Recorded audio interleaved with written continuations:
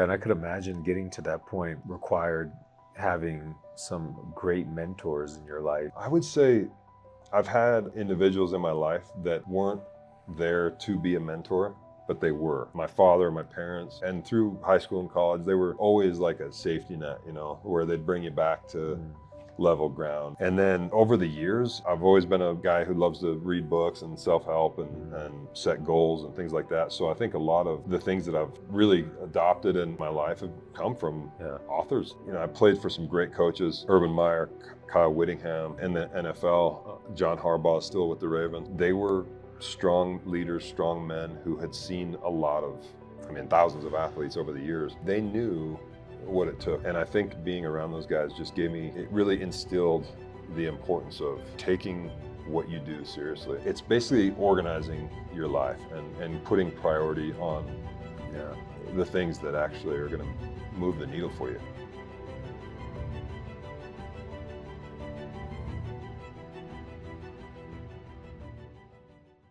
Surrender isn't giving up, it's giving into growth. True freedom begins the moment we stop resisting the path and start trusting the process. What does that mean to you? Immediately I started thinking about, like, when you're resisting something, like say somebody's, you're getting like attacked, or you're getting controlled, or you're suffering from something trying to hold you back, even physically, like it's holding you down. Yeah. When you surrender to it, it means you give up, basically. You give up the resistance. So I think in terms of like your life and sort of a progression, it's giving up on the old ways of doing things, giving up on like resisting to what's going to allow you to break forward, to break through. And it's a powerful quote. Yeah, it's funny. I like to start podcasts off with quotes because a quote can be perceived in many different ways, right? Depending on like where you come from or what you've experienced in life. Everybody can see something different in it, and it tells you a lot about a person by the way they respond to a quote. Yeah. And I remember reading many quotes in prison, and just reading it, it would have this like feeling of like empowerment almost through me. Like, man, I got to keep that in my mind to get through this day. For sure. So, but yeah, man, I really appreciate you doing this last minute, jump on good. like podcast. I love that. And just for, my listeners out there and the viewers and stuff, just tell us who you are, and maybe bring us into kind of your life and somewhere where maybe there was some resistance in your life or some struggle or opportunity to surrender in some way that helped you become who you are. Yeah. So in essence, my name is Paul Kruger. Right now, kind of working from present to back. I'm a husband and father of three little girls. A little boy recently. I have a 3-month-old baby, and then girls 2, 5, and 7. My wife Jackie, and we live here in Heber City, Utah, right outside of Park City. And my life is very, very much different than all prior to this phase of life. I played in the NFL for an extended period. And basically before like family life, my life was extremely filled with challenges and obstacles to overcome, and competition and struggle and excitement. It was like big stages, but a lot of work and grind and effort to be in that environment. So have played in the Super Bowl, was teammates shoulder to shoulder with Hall of Famers. And so, my experience in the NFL kind of shined a light on this really unique industry and lifestyle that's like way different, Right. And so it sort of changes your perspective on the rest of life. And then when you're done, it's like, man, I gotta fill this massive void with all these different things. And so then it becomes your next journey and building that life for yourself and writing the rest of the book. Yeah. And so, I've kind of grew up here in Utah, went to school at University of Utah, have a great family, grew up in a, middle class home, Mm-hmm. never needed for anything, but also didn't have any, extras, Yeah. stuff like that. So learning from a young age, like how to get stuff done without a lot was a Yeah. part of growing up. And then I've had these really, now looking back, I'm like, man, that's crazy. I went through those things, but have had a couple near death experiences. Was stabbed in college, almost Wow. lost my life to that. When I was really young, I was in a bad like Jeep accident where we rolled a Jeep and rolled over my body, lost a kidney and a spleen. So I'm all scarred up under here. Damn. Yeah, I got stabbed in a fight that happened, and it was it was just I had been Yeah. in a lot of fights up to that time, and Where'd you get stabbed? Like what I part of got the stabbed body? right here in my ribs and collapsed my lung, nicked an artery. I got stabbed twice, and so I know. I feel you. I got stabbed stomach and then leg no way. twice. Yeah. Wow, you're the only person I've ever met that has also been stabbed. yeah, in a knife fight in prison. That's wild. Yeah, and in prison, it's different to see somebody get. I've been unfortunately seen people get killed, with guns, but also in knife. It's different. Oh When a yeah, person gets stabbed, it's just a different thing, man. It's yeah, just more traumatic. yeah, Yeah. So yeah, yeah. It's crazy. I yeah. mean, but it's one of those things that you got to use as a lesson and a learning experience. And so I would say, like, having these obstacles and these mountains to overcome and these challenges in life have honestly taught me a lot about the quote that you read early on, Yeah. which is basically like allowing allowing the path towards where you want to get to in life. It's like it's a dance and it's a fine balance between force and allowing things to happen, not trying Yeah. to force them, and doing it in a way where once a door opens and once an opportunity is presented, Yeah. then it's time to go hard Right. and focus and drive and work at it. But until that time, you know, it's okay not to try to force it. It's okay to just let it come, and as long as I think your mind and your heart is in the right spot, Yeah. the things will naturally unfold for you. Yeah. In it, like you played in the Super Bowl. It was like the biggest stage in the world, right? You made it all the way there, and I know to get to a place like that, I could imagine that you would have to put in so much to get there, and which means you would have to actually love it, right? Yeah. And so, like, did your dad or who introduced you to football, and like, how did you go from like just saying I want to become professional and go all the way? Did it just happen, or is that something you always wanted to do since you were a kid? Yeah. So my dad he played in college. Okay. It was in my family, but it was Yeah. also in my DNA. Like I was crazy competitive, always was addicted to sports, loved competition, and I just gravitated to like that as my outlet. Mhm. And I think for so many guys, like after hearing people's stories and playing with so many different types of people and from different backgrounds, and it's like it really is something that saves a lot of people, from a lot of other blunders that could Yeah. take you down the wrong path. Like sports is a good outlet to allow you to release a lot of the competitive and there's a lot of people that are built with a warrior spirit, Yeah. and it's just the way God True. made us. And so if you don't have a direction for that, it can get you in trouble. So I'm grateful to sports and to the path and my experience, because it just it allowed me to become creative and flourish in a way that otherwise I think may have been to your detriment, because there's not a lot of things in society that allow you to get that Yeah. expression out, Yeah. and sports is one of those ways that that allows for it. So Yeah. yeah, I basically I was never a follower of like sports. Still really don't. I don't. If it's on, I'll watch it. I'm not like Yeah. a huge spectator and follow all the stats and Hmm. scores Yeah. and all that kind of stuff. But um, but I've always loved to play. I've always loved the competition, Yeah. and so it's like the next challenge, the next step was always in my mind. So I'm like, Yeah. I'm in college now. The next place is the NFL. What do I got to do to get there? And that's kind of the way I've always operated. Yeah. You said something that really resonated with me. It's like some people are born a certain way, like you said, with the warrior spirit or this competitive spirit. And you could even see that early on in some kids, right? They're just competing and they always Yeah, want to be. And so if you go through life and you have to find outlets, right? And so for sports, that's why so many of the guys that come from like the neighborhood I came from, well, I grew up in the suburbs and I left home when I was 13, went straight into the like gang infested neighborhood. A lot of those guys that made it out of there, it was through sports. It was through football. It was through basketball.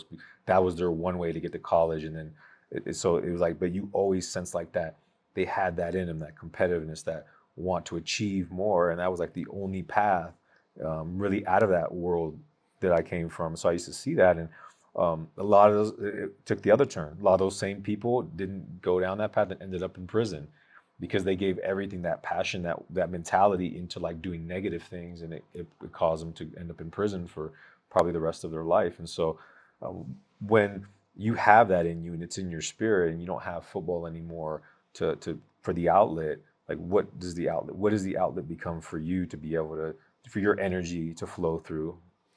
I think you have to find. For me, it's like I have to find ways to compete, and physically, I got to find outlets Mm-hmm. to satisfy that.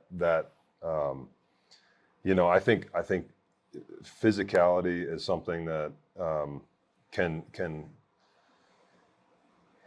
our bodies and our brains and our spirits are all one, right? So, Mm-hmm. if you're giving yourself opportunities to express yourself physically, whether it's in the gym or Mm-hmm. on the golf course or, you know, MMA training or, Yeah. whatever it is, it's like your temperature and your volatility or your expression is going to be more controlled outside of that because of the fact that you got it out, Yeah. right? So it's always in there, but it's like the minute you wear it out and kind of calm it, then it allows you to be a good dad, be a good husband, Yeah. boyfriend, whatever it is. And it's like the times that I felt the most frustrated or like, and then you look back and like, why am I acting like that with my wife or my kids or whatever? It's like, well, dude, I haven't worked out in like a week, Yeah. and it's not their problem, Mm-hmm. and they shouldn't have to know that. They shouldn't have to tiptoe around.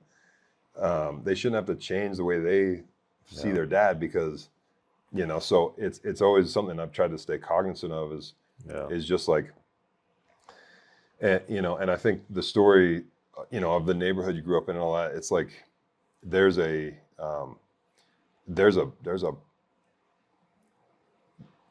there's something in all of us that allows us to visualize and imagine our life in a certain way, Mm-hmm. and then you just express yourself and keep that in your mind's eye. Yeah. And as soon as you kind of get in that rhythm, it's like I'm seeing it, I'm feeling it, I'm touching it, I'm a little closer, and then but you just never lose that track. It doesn't matter where you come from. Doesn't matter your past. It really does, in my opinion. And I've seen and been around a lot of successful people, and I am on a regular basis. And a lot of them come from tough backgrounds, and Yeah. they've overcome things and whatever. And it's like the time is a relative term. It's like time is right now. I Yeah. mean, this is the time we got. Yeah. Is right at this moment. And if you see life like that, it's like a lot of people use their past as a crutch, and it's like Mm-hmm. it doesn't matter. It's gone. Yeah. It's all gone. I mean, Yeah. just use what the benefits from what you remember about going to Yeah. prison or Yeah. whatever, and it's like use that for the best thing you can right now Yeah. because this all you got is right now. Yeah. And I just think if we take that mentality and and you have a definite aim for your life, Mhm. there's no reason you can't get it. Yeah. I agree. That's profound because it I see it all the time, especially like with the people that I meet, like Peter, my Peter Meyerhoff, who introduced us. Um, when I first saw him, I was 3 months out of prison.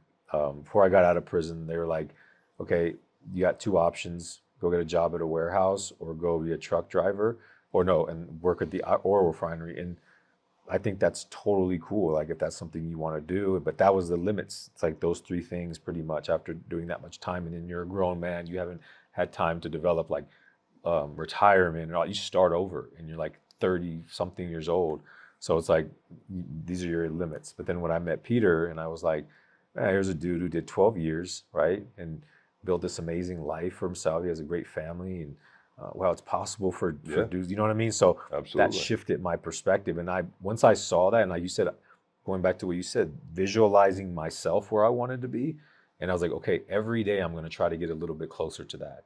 And I'm not going to give up or get pulled away from that vision. I'm just going to keep pursuing it, no matter how difficult it is. Then like you said, as soon as you start seeing something and you get like a breakthrough, it does something to your spirit. Yeah. It's like, dude, I could feel it. And other people may not believe in you, right? Or like or doubt you, but you like, no, I believe in. Nobody should believe in you more than you believe in yourself. Yeah. I mean, really, why should they?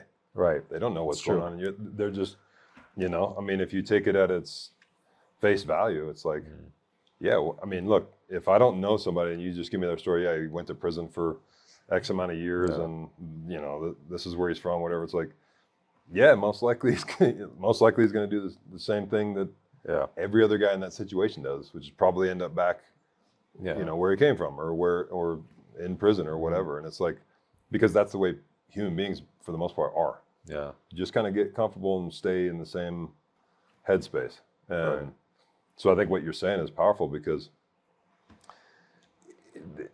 it's a limited belief factor, and it's also it's a lot of how we perceive the world, right? So when you're young, you think certain things are cool. So you dress a certain way, you want to hang out with certain guys, you want to be seen a certain way. And it's like, and some people never lose that, they just stay what's current, what's popular, what's cool. Right. And it's like, at the end of the day, it's like, well, who gives a shit? I mean, honestly, like what makes you feel good and cool and happy and at peace inside? And maybe that's different for everybody, but for me, I think it's kind of the same for most people. Yeah. You want to be a person of value. You want to have people around you that love you and care about you. You want to support, a spouse or your kids or your other, family members or whatever. Yeah. It's like, that makes most human beings feel good. Yeah. And it's like, if you just block out all the other stuff, it's like, it's much more simple than what I think we make it sometimes. Yeah. I'm interested to know, like, what is it from your end? What is one of the biggest, like, hurdles for you? What was the biggest hurdle for you to make it to the NFL? What was like one of the biggest challenges for you? And it could be an internal thing, like you said, limiting belief, or it could be just, I don't know, maybe lack of opportunity or whatever it may be. What was it for you? The biggest hurdle or challenge in order to get there, I think was, I think this is for most of life. You've probably seen this with your podcast. When you get into when you get on a new stage, okay, and even if you're familiar with it, and you get into this new headspace where things are faster, they're bigger, guys are more powerful, guys have been doing this for twice as long as I have. Yeah. I'm on a defense and nobody's white. They're all black. They're all from LA or they're all from Texas or whatever. Yeah. You find yourself in not just an uncomfortable situation, but a situation that makes you feel intimidated and maybe nervous, maybe scared, maybe, and it causes you to hesitate. And then it plays with your head. Am I good enough? Am I, do I want to do this? How bad do I want it? So to me, that's the first battle and the first hurdle is to overcome and I'll bring it full circle. But the second thing is there's physically and mentally, there's a speed at that level. There's just everything. There's a speed, there's a power, there's a finesse, there's a calculated mindset. There's a playbook that's this thick for every game. There's so much, and it's so important to be able to become a master at all of them, that it just feels overwhelming. And so early on, it's like, I'm a hunter too, and I'm not like a huge hunter, but I hunt once in a while. And it's like when you first start climbing, or a mountain climber, or even in road biking, I don't know, whatever. The first mile, the first bit, it's like you are just taxed. And then you hit a rhythm and you're like, I can keep going. Then you get more and you're like, I'm actually not even tired anymore. And you're still going. You're like, why was I so tired at first? And it's because it's a new shock to your system. It's a new thing. And so your legs have to basically catch up, and they gotta get used to working at this pace or whatever. And it's kind of the same with sports, where everything's fast, everything's hard, everybody's a freaking specimen. Yeah. And so until you reach that, you can't feel good about yourself. Yeah. Not in your head, just like, you're not going to look good on film. You're not going to play good. You're not going to make plays. You may stumble into a few plays, but you're not going to repeat that, because it's faster than you're used to moving. It's these guys are stronger. These guys are bigger. Like, O-linemen are freaking some of the most ridiculous athletes. They're, 6'8", 6'9", 6'10", and they're powerful and they're fast. Yeah. So there's all these things that you're not used to. And so it kind of goes back to the first thing. So there's these two kind of mountains to climb. And it's like, once you get out of your head and you're like, I belong here, I'm just as fast, I'm just as powerful, my confidence would start to grow, day by day. I'm not out of place. I belong here. Yeah. Then you start moving with more confidence. You start trying things that are, that are unique. You start operating in a state of mind and body that is confident and fluid. And then you start doing things and seeing yourself in a way that's different. And then you feel good. And you feel like, okay, I can't wait for tomorrow's practice. I'm going to do it again. Yeah. And then once you get the speed and the power and all the things physically and mentally that you have to play in that league, everything becomes easier. And so it's just about weathering that storm in a productive way, both in your head and your body. And it's like so many guys they can't weather through that. And some guys get hurt. There's a lot of reasons why some people last forever and some people don't. Some of it's luck, some of it's whatever. But it's like, what I've seen with the guys who can make it and don't, not because of injury or any other reason, it's because they couldn't weather that initial storm. And it was just too much, but it's like, if you can get through that first stage, that first couple of years, that first season, whatever it is, and you just keep in a good headspace, operating confidence, try hard, get better, all the things. It's like, there's going to come a point where you reach a plateau, and there may be another one to climb, but you're going to reach a plateau that makes everything kind of just relaxed. It's a little more quiet. It's a little more fluid. It's a little more clear to me, and then I'm on the field doing things. I'm like, it felt so chaotic when I first got here because everything's so fast. Yeah. But now it's like, now I live in that speed. So it's slower. Yeah. You know what I'm saying? It's like, how do you know when you've reached that level? Well, I think unless you think about it, you might not ever know. You might just keep going. You're like, hell yeah, I'm good now, whatever. Yeah. But I think if you really look back and know, it's like, it's a level of performance. It's a mental confidence that you have. Yeah. It's a feeling of belonging. And then your expectations grow. It's like, when you're weak and when you're uncomfortable and when you're operating like in a position of like fear, your expectations are like very little. You're like, I just want to not be.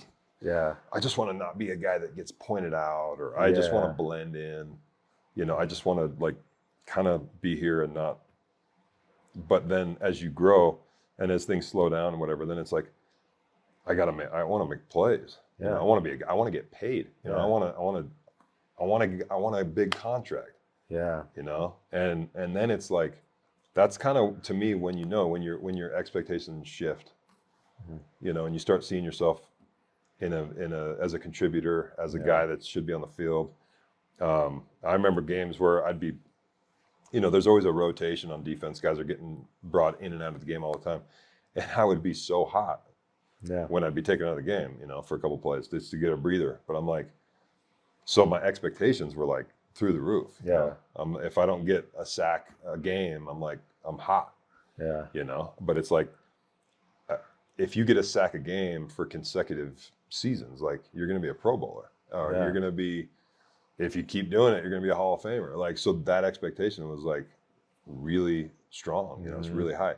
So I think like that's kind of the way as individuals we can measure how good we feel about Yeah. where we're at in life. It's like, if your expectation is just, you know, just, I want to get by, I want to, you know, whatever, that'll eventually happen. And Yeah. and you, maybe there's another plateau, maybe there's another mountain to climb, but, you know, for some it's like, no, I'm good here, you know. Yeah. But I think your expectations kind of determine where your head's at. Yeah, and I could imagine getting to that point required having some great mentors in your life. And who are some of those mentors that you've had in your life? And I guess two part of this question would be, who are some of those great mentors, and what is some of the greatest mentorship advice that you've received along your journey to get through all that, like to achieve that? Yeah, Yeah. I would say I've had individuals in my life that weren't there to be a mentor, but they were, Yeah. you know. And Yeah. so I would say my father, my parents, were the early on, you know, and through high school and college, they were always like a safety net, you know, where they'd bring you back to Mm. level ground, and kind of bring in like the element of life that's actually important, you know, Right. and then give you encouragement and all that. So I think foundationally it was my dad, my parents. Um, and then, you know, over the years, it a lot of it, you know, I've always been you know, a guy who loves to read books and self-help, Mhm. and set goals and things like that. So I think a lot of the things that I've really adopted and in my life have come from Yeah. authors, guys back in the day, you know, Yeah. whether that's a spiritual leader, or a you know, a guy who wrote a book about, Mm. you know, becoming the best version of yourself, Yeah. and you know, Think and Grow Rich, and all these Yeah. different philosophies, that whether it's just one little element of that book that struck a chord, that's all I needed. You know, I didn't need to memorize the whole thing. It's just like, Yeah. man, that made an impact on me. Um, and I think, you know, I played for some great coaches, Urban Meyer, Kyle Whittingham, and then in the NFL, John Harbaugh is still with the Ravens. So these are guys that, they were strong leaders, strong men who had seen a lot of, I mean, thousands of athletes over the years, that they knew what it took, and they knew. And I think being around those guys just gave me, it really instilled the importance of taking what you do seriously, because at a young age, Mm. it's easy to just play and just be a Mm. guy, and then all of a sudden you're, you know, on the weekends you're doing partying, or, you know, Mm. whatever guys are doing, you know what I mean? It's like, Yeah. so it's it's basically organizing your life, and putting priority on Yeah. the things that actually are going to move the needle for you, you know. And most of it needs to go like this, Yeah. you know. And it's just like, that's just fluff to fill my time with things I enjoy or whatever. Yeah. But it's like, this Yeah. is where the money's at. Not just the physical, you know, monetary money, but this is where a good life is built. You know, Mhm. um, this is where if I keep compounding, that, you know, I'll look back and be like, man, you know, Yeah. I accomplished a lot. I loved a lot. I cherished a lot of these things. You know, I overcame all these things. You're like, that's what your life's built on. And so I think those coaches really kind of put that in perspective. Yeah, yeah. What do you think is the measure of like a great father?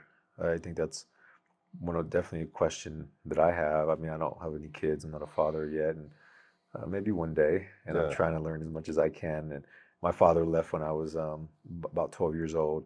And I'll say this: the time that he was there, um, even though I could hardly remember that time, I know that a lot of things he instilled in me because he became a doctor. He's very educated. The things he instilled in me, even that early, I took him into my life, Mm. and I still remember him to this day, not by memory, but just through the way I act. And I Yeah. know it now because now that I've reconnected with him, and I meet and I get to know him, I'm like, oh, that's where I got that. That's why I think like that. That's why I got my hard work ethic.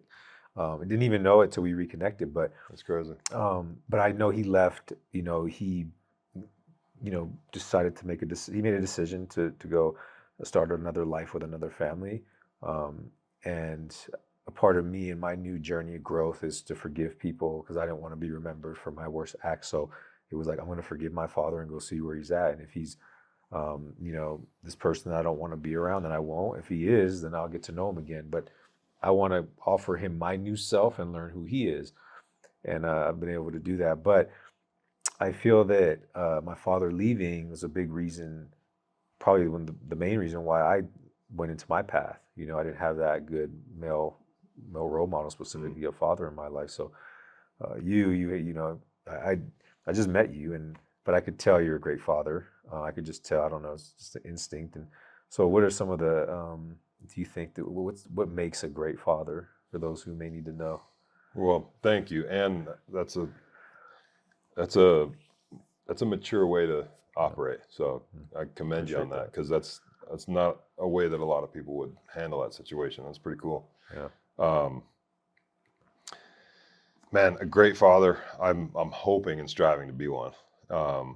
And I think the journey is it's never ending. I mean, you never reach a point where you're done. It's like, Yeah. especially having three girls. It's like, oh damn, here we go.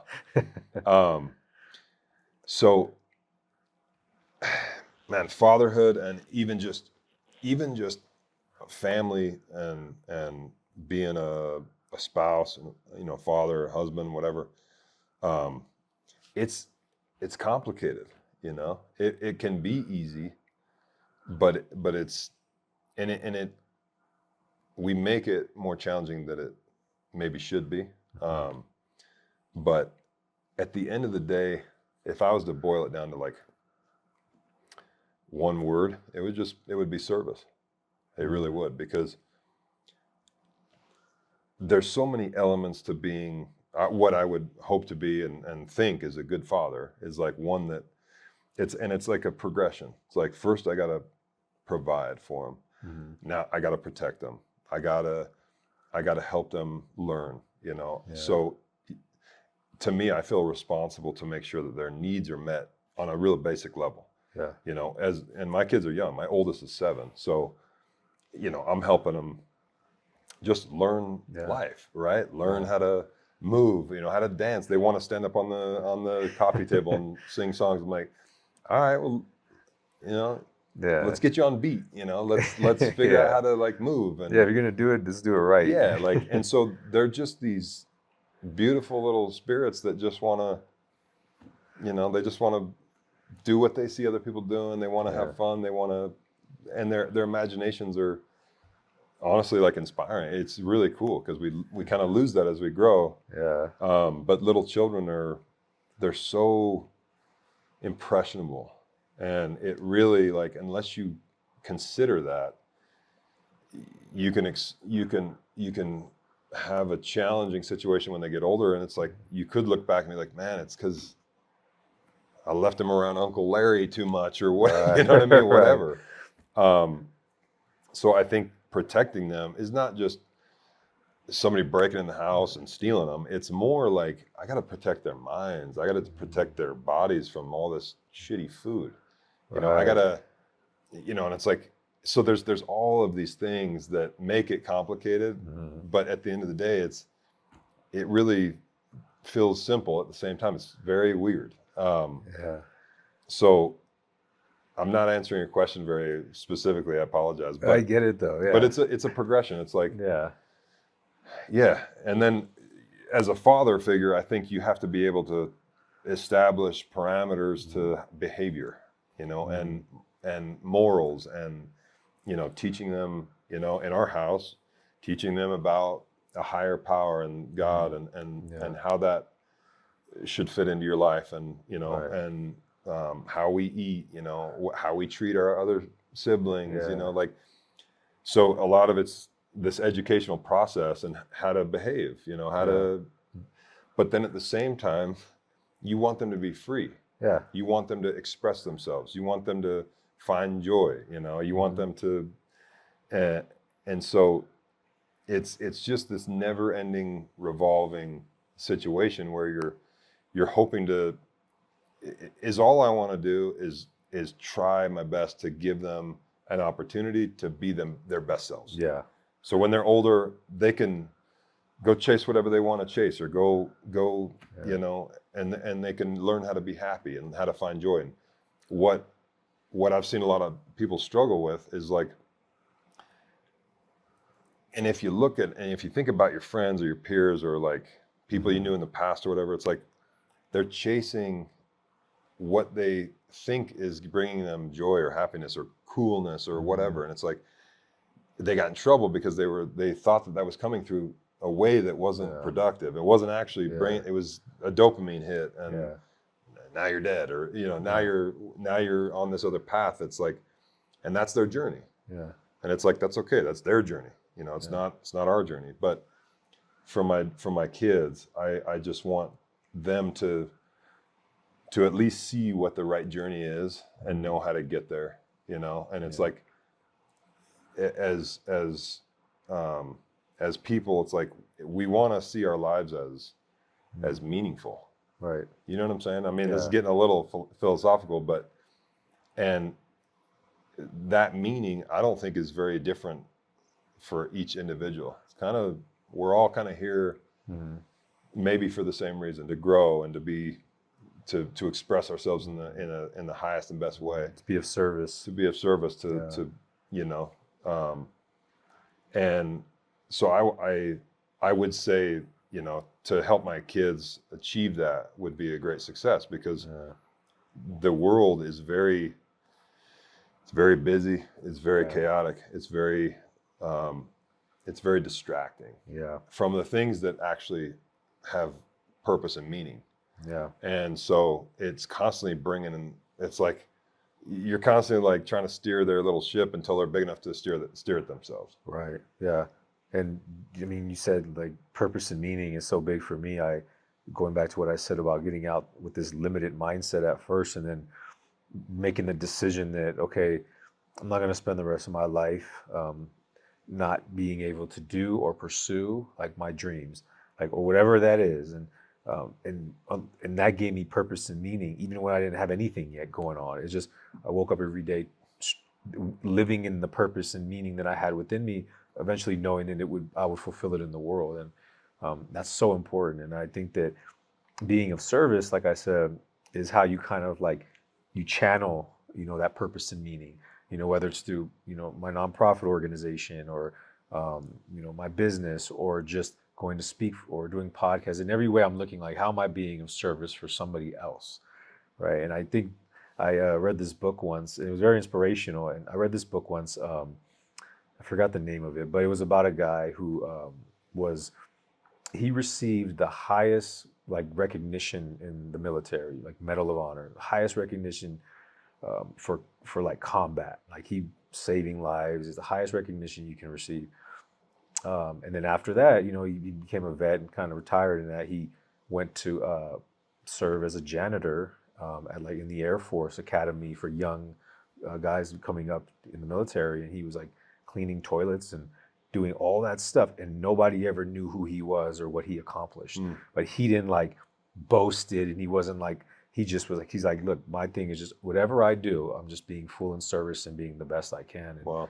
when I learned that, I was like, it was so inspirational for me, because even when in a prison, or if it's something that I'm not I feel like I'm not getting anything monetarily from it. It's like, but I still feel so fulfilled in my purpose and meaning. Yeah. So that's a great thing to instill in kids. It's like, you know, it's good to have beautiful things and a great life, but the main thing is like if you get attached to something where you find like personal purpose and meaning, like that's going to carry you through to eventually have that, but also carry you through every part of life that comes before that. Yeah. Yeah. So like that Yeah. really resonated with me when you No, said it's that. like I want my kids, we were part of a country club, and my kids have a different life than I did, Yeah.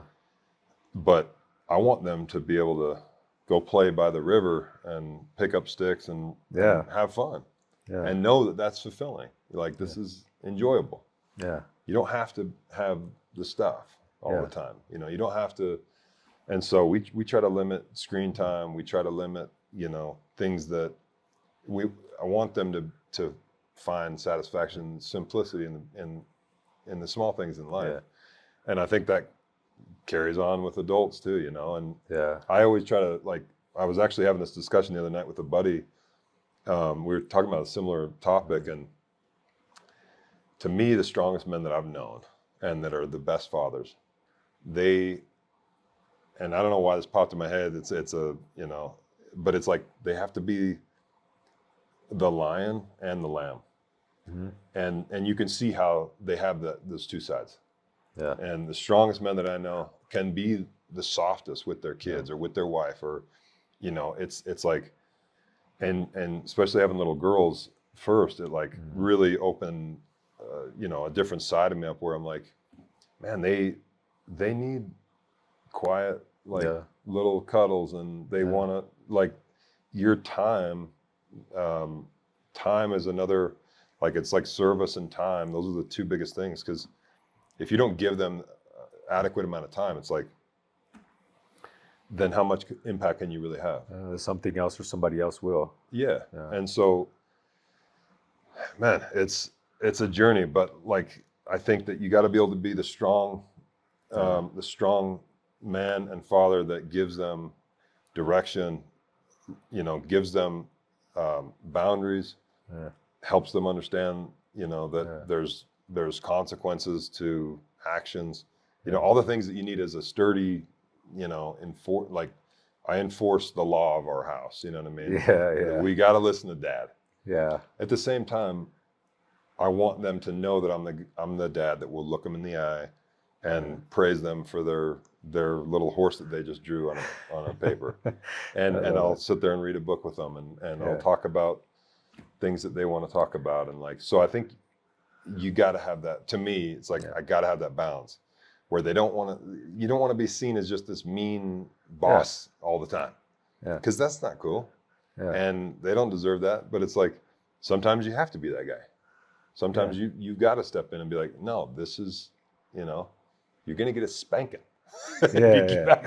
Whatever it is. But it's like, you gotta be able to have that side, and they gotta know that you're the dad that enforces that. But at the same time, they should never be scared of you. They should never be, truly scared. And they should always know that it's gonna be backed up with love and with quiet and with peacefulness. And so it's just to me, it's just that balance of, Yeah, it kind of epitomizes like the warrior in the garden, and why I entitled my book that. It talks about that, having the balance of both. Yeah. And a lot of times in my life, a lot of people and when I got out and even inside, because you've been through prison and you've been, so there's all these things that people automatically connect with that, like hardened and, you know what I mean, like aggressive, and there is that. But so for me to write the book, it's like, now I'm talking about, okay, I could be your warrior guy because I was in basically like a battlefield, but I could talk about, like you said, being just like this guy who's vulnerable and could, you know what I mean, be there to meet, a young girl who may be going through something, go to there and really empathize and have compassion, and you do that. And so the book, that's why I entitled it. So it basically, what you said epitomizes that, the whole philosophy in there and stuff. And I have to go back and check myself too real quick. When we were talking earlier, I mentioned that I was the founder of a nonprofit organization. It's not just me. I'm the co-founder of a nonprofit organization. Our nonprofit is called Pathway to Purpose Project, and me and my better half, Shereen, who's here Okay. today, I gotta give her credit because it wouldn't exist if it wasn't for her. Like we did it together, but I wasn't gonna do it on my own, and she is such an incredible person in my life. So I got to make sure I give her that credit, and also segue into like I would say your other half, your wife. Like Yeah. how long you've been married and how much of a role has she played in your life? Um, yeah. Well, you're a smart man for doing that. Yeah.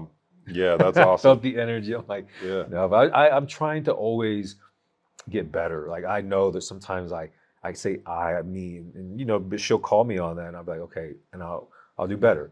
And so I'm always even you know recording. I have to do it because if I'm going to honor that, I'm going to honor that regardless of where I'm at or who I'm talking to. So I just had to mention that. Yeah, that's cool.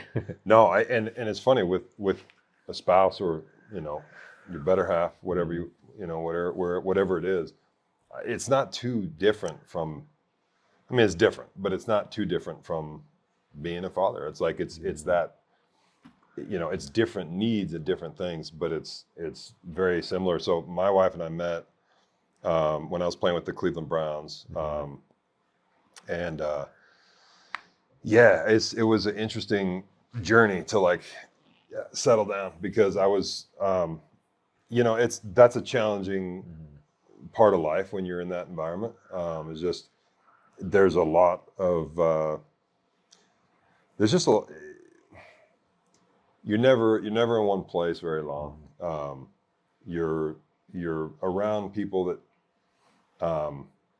at least for me, I was you know like you're just trying to find outlets and ways to relax and have fun like when you're not working because it was so busy and chaotic Mhm.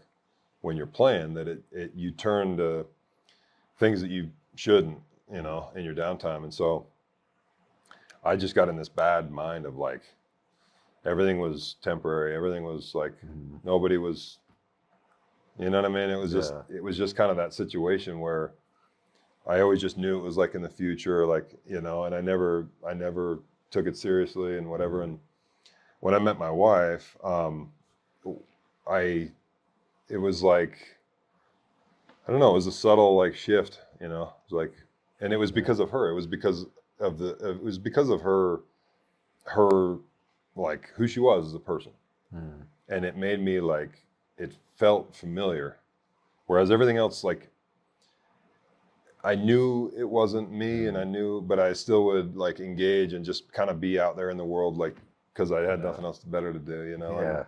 um, but I knew it wasn't who I was. I knew it wasn't like where I was centered. I knew I wanted to be a family man, um, but that familiarity never, like, it didn't cross my path, until I met her. Mhm. And then as we started to date, and and then eventually got married, she's changed. I mean, she's changed everything. She's changed my whole life. Mhm. Um, and it was like right at the time when I was winding down, and then I retired. We had been married for a couple of years, retired. Um, so we moved from New Orleans at the time. I was playing for the Saints. Then we moved to Scottsdale, Mhm. and then we've been back in here between Utah and Scottsdale for like 8 years on and off. Like summers up here, winters down there. Yeah. After we started having kids, we kind of chose up here to settle down and raise kids and stuff. Um, but yeah, I think that you know Mhm. from the time I've met her, she's had the most impact on my life than any other person or thing or whatever, because Yeah. um, it just my priorities, my Mhm. everything just sort of shifted, and it's Yeah. like and it really was just getting out of my own head, getting out Yeah. of my own selfish way of going about life. It was Yeah. always about me. Yeah. I met And as soon as someone. yeah. Someone once told me that like once are there and you find that level of love, it's like you always about putting them first before you. Do you think that's true? Somebody told me that once. I think it's got truth for sure. I Hmm. mean, I think it's about like I think falling in love is easier than staying in love. And so you fall in love and you're very much cognizant of their needs, and it's very, hopefully it's like a mutual thing. Like you're both catering to each other all the time, and it's fresh. So it's fun, it's engaging, and like it's bringing things out of you that you haven't felt. And so, but staying in that space, I think you have to find a rhythm, and it's like at first there's no rhythm.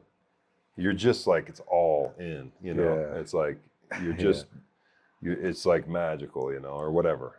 And it doesn't mean it's like some fairy tale, but it's like there's nothing, there's no kids, at the time. It's like there's no real responsibilities, Right. so it's like we're just, life's good, we're just chilling with each other, we're doing whatever we want to do, and we're just enjoying this time together, and then as soon as life starts like moving, like there's businesses, there's houses to take care of, there's kids, like that is now you've got a real situation on your hands, where it's like, I'm not, it used to just all be about us and her, whereas now it's like I gotta attend to all of these things. So I think always serving somebody else is good, but it has to be like paralleled with like, even your wife. It's like, go find your hobbies, find the things that you love to do. Like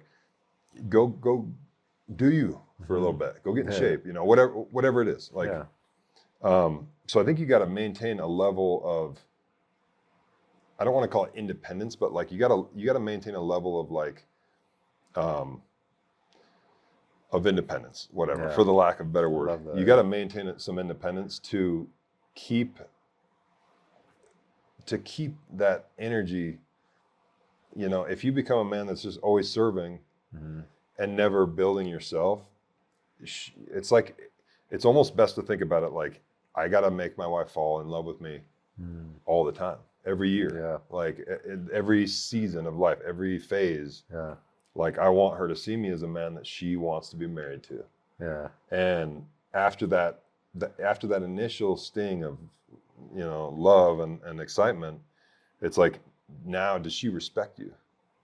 Or was it just like, did she just see something early on that's maybe was a little inflated, and now she's like, and it's so that it's dulled, the love is dulled, and then maybe stagnates, and then you see a lot of people in their 30s and 40s getting divorced or cheating or whatever, and it's like, well, it's, there's a lot of issues, but maybe it's because you didn't work on yourself, and you didn't like romance your wife in a different way.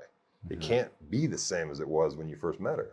Now you've known each other for 10 years. It's like you need to reinvent that spark somehow, and it may be it's obviously going to be different for everybody. But for me and my wife now, it's like, I got to find these moments where we can actually spend some freaking time together. You know what I mean? Like we're so busy, and 4 kids, and it's like you're always serving the kids now. And so that's kind of your mission as parents. So there's a level of like selflessness that comes with having a family. And then there's got to be, in my opinion, I think for me and my wife to remain like healthy, and for us to keep a strong, affection for each other, there's got to be a level of like passion for betterment of yourself. Like I'm trying to win you over at every phase of life. And even though maybe you don't feel like you should have to do that or whatever, it's just a good practice, in my opinion. It's like, I want her to see me as a freaking stud. In all sorts of ways. Like, I want to stand there naked in our room and have her be pumped about it. I don't want to turn into some softy because, I got her, so I don't have to work out, I don't have to eat good. Like, no. That's when life becomes dull and unexciting, and like and then you just start floating along. And Yeah. it's like, I don't want to ever float. Yeah. And I think that's what a lot of people start doing, is they start just floating, and Yeah. it's like, now you just got a roommate. Yeah. And then you start to not like yourself, and then you don't really like others, or you can't truly respect yourself. So then the respect for others isn't right. Exactly. So it's like always trying to be the best version of yourself, and to grow and elevate is actually, I mean, it's obviously good for you, but it's also good for everybody that It is. is influenced by you. And That's loves what I'm you. saying. It's really not about Yeah. you at the end of the day, even though it's like you maintain this independence in terms of like, and by independence, I mean like you're trying to give yourself time and energy to become a better version of you. Mm-hmm. And is all that does is Yeah. provide better for your family. Yeah. You Exactly. know? So whether that's your body, or whether it's your mind, or your emotions, or, you know, whatever it is, it's like the more at peace you are with any of those elements, like the more.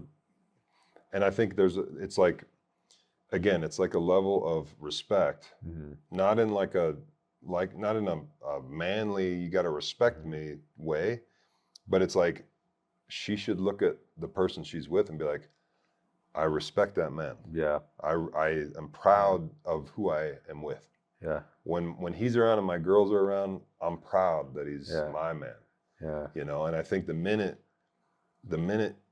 you start to lose that and not think about it, and you know, it just creates a creates a boring life. Yeah. You know, it's like, that's true. So anyway. Yeah. I mean, so many valuable pieces in this conversation where it's fascinating. And I mean, a few more things and we'll close out.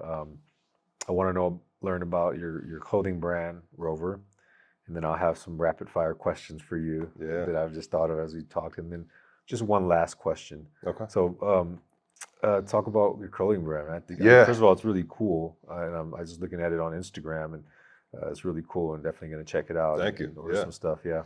Yeah. So Rover, and for those of you who are listening, it's ROVOR. So like Range Rover, but no E, it's an O. Nice. So roversport.com is the website. It's basically, it's sort of a passion project, and so I've got a few partners on it, but it's, you know, we manufacture men's outerwear goods right now, and everything, 100% of the fabric, and hardware and manufacturing is all in Italy. Nice. And we chose Italy because it's where the best shit's made. Right? Straight up. Everybody knows it. Yeah. So it's like, let's go to the history, man. Let's go to the source. Let's go to where people have been making like the finest and most specialized goods, as long as history's telling us, you know. Yeah. And so we found an amazing partner in northern Italy.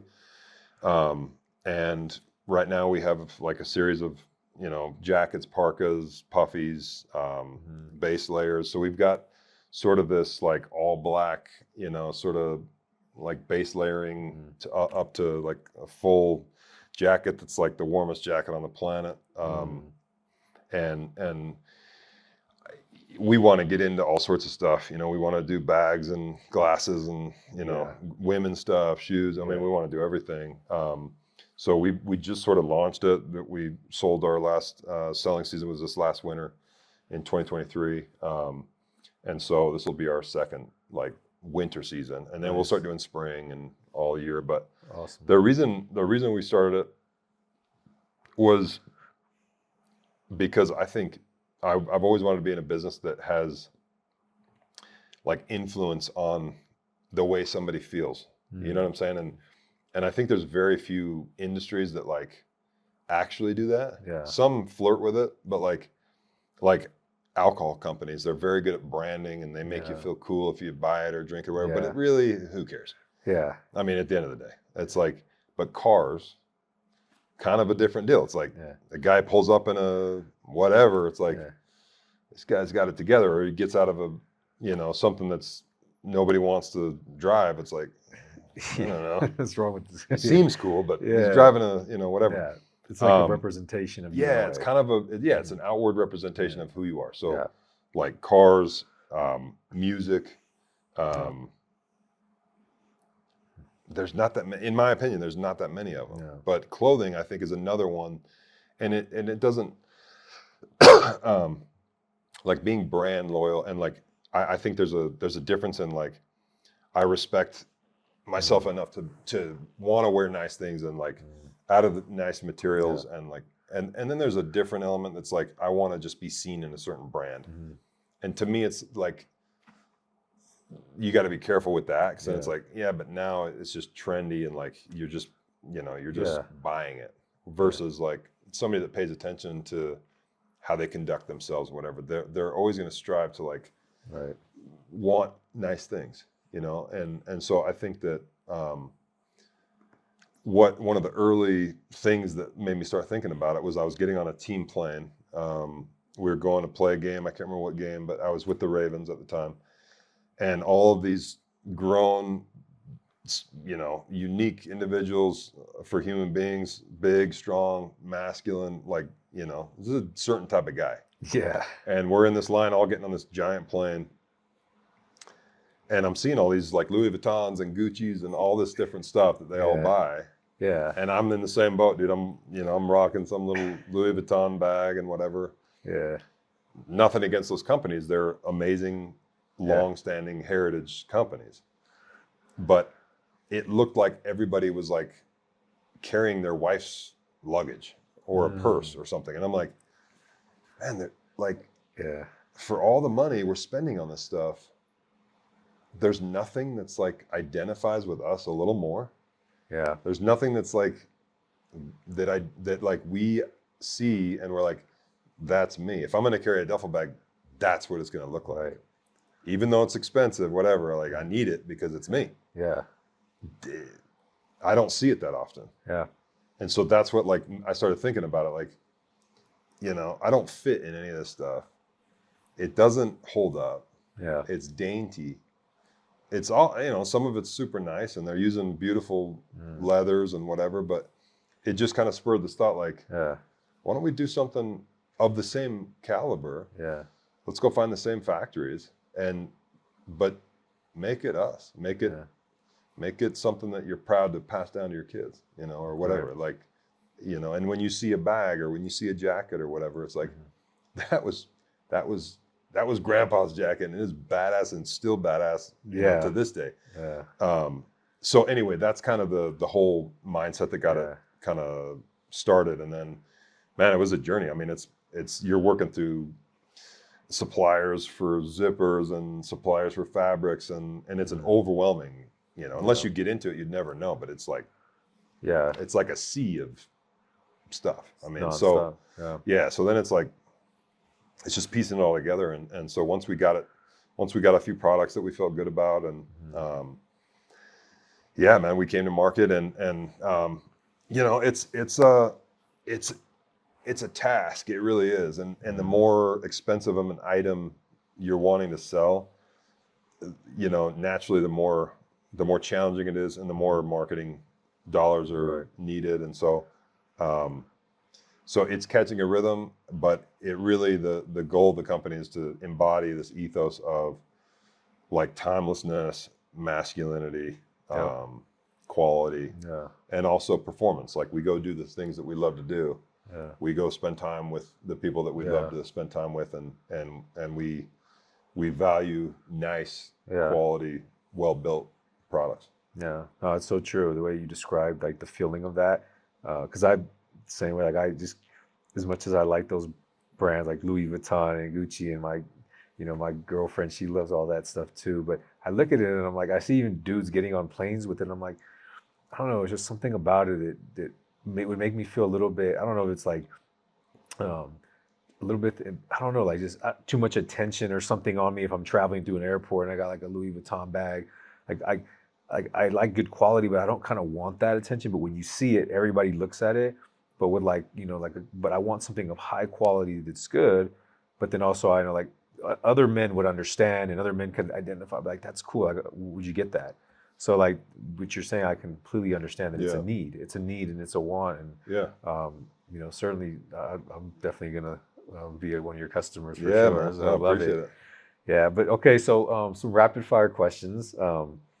And just thinking off, you know, just quick things that whatever came to mind along our conversations. What's your favorite NFL football team of all time? Of all time. Um, I mean, I got to say the Ravens. I Yeah. played there. They got an amazing history. I won the Super Bowl with them.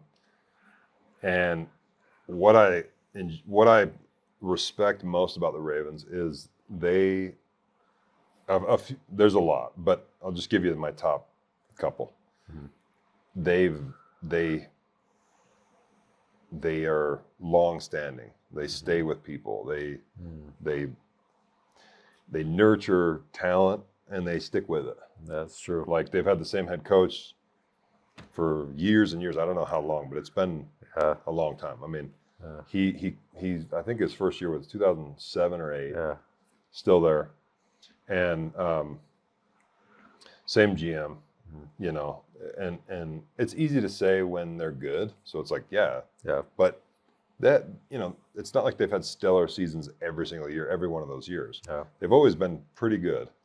But the Ravens, and I'm sure it starts with the ownership, the GM, Ozzie Newsome, and all the way through. But Yeah. I just really respect their methodology. They're just very steady. Yeah. And the other thing I really like about them is they evaluate, and I think this starts with Ozzie Newsome. Um, they see talent, like they see talent, and they don't care what position it is. Mhm. They draft players and they get players on the team Yeah. that are the best talent. So if they've got 10 defensive ends that are absolutely badass, they might not draft them in the first round, but like Yeah. they're never not looking for the next best Yeah. defensive end, or you know, they're very, and I just appreciate that about sports. That's one of the things I find fascinating about sports is like evaluating talent, Mhm. seeing guys how they, you know, what's made them good, or you know, why are they special, or whatever.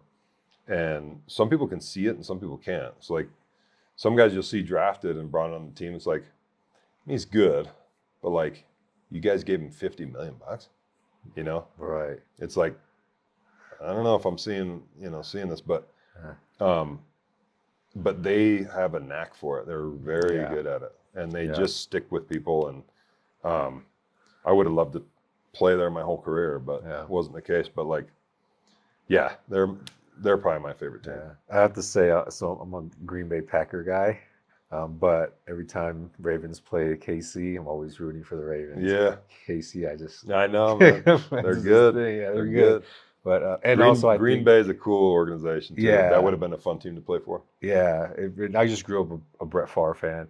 In Yeah, LA, we didn't have a team, so yeah, I was playing quarterback when I was younger, just Pop Warner stuff, and I just always admired him, and so I was like, oh, I'm gonna be a Packer fan, and I yeah, never yeah, stopped. yeah. Brett was a But star, man.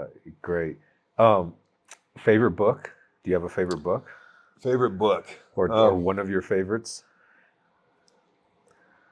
Yeah, there's a few. I would say, honestly, I think one, Think and Grow Rich, is Mm, probably one that's had the most impact on me. It's one that I can just go back to and read again. right. Um, there's a book, it's pretty obscure, kind of along the same theme, um, is called Peak Performance Principles for High Achievers. It's an old book, Mm, and I forget the author's name. I've heard of that book too. Yeah, but he goes through. It's a very short book, easy read, and he basically takes a very complicated Mm, like world of self improvement mm, and finding the higher source and goal setting and all these things, yeah, and he parallels it to mountain climbing, yeah, and it was just one that I read like when I was really young, randomly. I wasn't like a huge reader when I was mm, young, but um, I found it in my grandpa's study, and he he had passed away, and they let me take the book, mm, um, and I read it because I'm like, I didn't know him that well, but I yeah, want to like see what he was reading, I yeah, guess, or whatever. yeah, But yeah, it had this like really impactful place for me. Like it just kind of made it simple for me to see what all of these philosophers were trying to tell us. And then there's so many good ones, but I think the general theme that I just love is when, the Bible is another one that's like, it's not as fun of a read, but it's like if you really try to understand it and like understand the lessons and the philosophies that I think are fairly obscure to people, even though it seems like straightforward, but it's like if you really give it the energy, it's like it's telling you something different. Absolutely. But yeah, I would say just that whole philosophy of like understanding how powerful you are inside, and then finding the way to express that is pretty cool. It's stuff I find interesting. Yeah. There's a book, if you haven't read it yet, I'd love to send you. And it's the one book that I would say, if there was one book that impacted me the most in my life and my transformation, everything, and one book that I always recommend is Man's Search for Meaning by Viktor Frankl. Yeah. Yeah. It's a powerful book. It is. I've read that one. It is a very powerful book. It is. And so, I think that it's something about getting into the mind of a writer that's different. Like listen to a podcast, watching a video, or even communicating with somebody in person. All has its own valuable way of conveying a message, wisdom, knowledge. But to read like the deepest thoughts of another human being, because to write a book, it's so deep, like it's so personal, it's so thought through, it's so like edited and analyzed and perfected. So like there's something powerful about that, man. So I always like to ask what books, and Think and Go Rich is certainly in my bookshelf, and I've read it twice, but I feel like I need to read it again. And I know what you mean by having like rereading it, because you get to certain points in life where you're ready to like embark on something new that may be a little intimidating or kind of like, damn, but you kind of need to remind yourself and go back to those principles. For sure. Well, so much of our life and the outcomes of our life happen right here. Yeah. And whether that's for good or bad. And so I think that it sounds like you're of the same interest, it's like, it's like really you can change your whole paradigm just by going inward, like discovering and like trying to understand, yourself. It really changes the way you see the world. And so I think it's a really productive use of time, like to try to understand. And I think it's like, there's a maturity level too, I think, that comes with like, I don't know, man. It's like a lot of things that you see people struggling with, it really comes down to like, if you just took away your ego a little bit, and I don't mean ego like you're big and puffed up and you think you're all that. It's like, it's more just a stillness in seeing things as if you were watching it, not being in it. But it's like, it makes it a little easier to navigate things that may bog you down. But it's like, at the end of the day, it's like you control how you feel about things. You control what your outlook is on life. And some people have a very challenging hill to climb, like for yourself. You went through like, that's a tough world, and that I don't know. I've known a lot of people that have been in that space, and I've become really close with people who grew up super, super tough in the ghetto, in the hood, and they're telling me these stories. I'm like, damn, dude, like I don't hold a candle to, like, I've been through some hard things, and I feel like I could be in that world and thrive, but but it's like, if you kind of take yourself out of yourself, and you can really evaluate, like, this is how I grew up, but now I'm me, now I'm here, and what am I going to do with the time now? What am I going to do now? Like, and I think that if you evaluate life like that, it's much easier to make the right decision because Yeah. you're not reacting on your instinctual, like brain. Yeah. You're operating from somewhat of a higher conscious, like Yeah. um, you're not reactive. You're not living like in that state of mind that you grew up in or that you current circumstance or whatever. It's like, no, I'm gonna react based on how I could watch this and have it make sense to me. Exactly. Yeah. Yeah, absolutely. But Man, there's very few interviews that I do where I feel like we could talk all day about stuff, like honestly get deeper into things and yeah, stuff like that, man. And but one thing I could say just from meeting you in this short period of time that I feel is what kind of is that difference maker where I feel like that with certain people is just you're a good man. And I just really appreciate your time and just no, who thank you you, are man. and your Yeah, presence in the world. And one last question.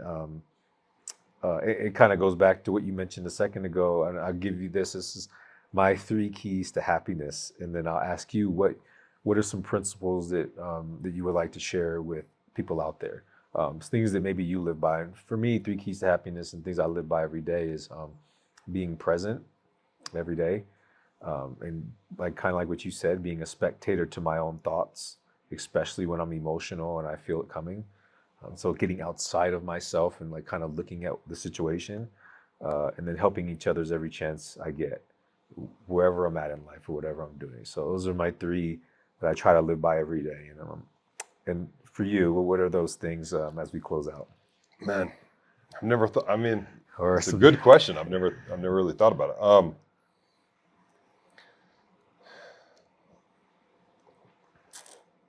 Those are good ones. I mean, I would say, um, happiness to me is like it's a state of mind, right? That you experience when you're in a good place, or when life is the way you think it should be, or whatever. Um, but I think that there's an opportunity to find happiness all the time, even if it's like even if things kind of don't seem like they're on the up and up, or you're stagnated somehow or whatever. It's like doing your best to find the joy in the little things, like that always keeps me like happy, like not that I'm always happy, but it's like it keeps me in a good headspace because um, life just gets complicated, and you see, like you think if you make a certain amount of money you're going to be happy, yeah, and it's not true.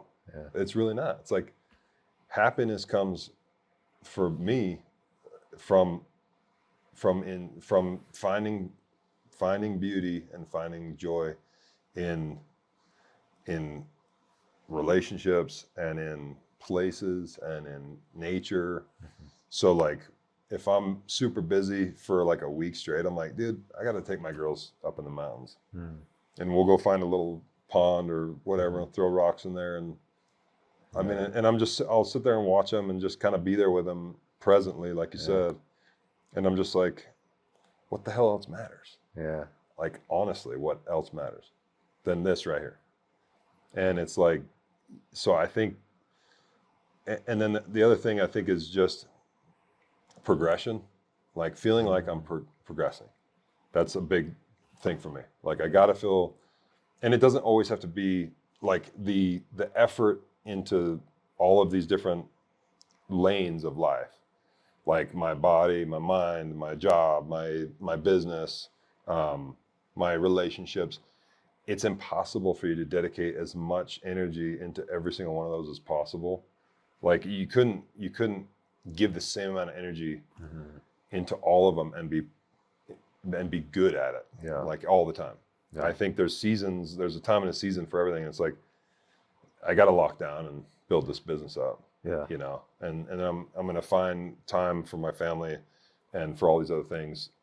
But like I need to dedicate, at least right now, I got to focus on mm, this. Or man, my body has changed the way I'm living life. Like I got to get my ass in shape, yeah, so you're dedicating a little more time to that.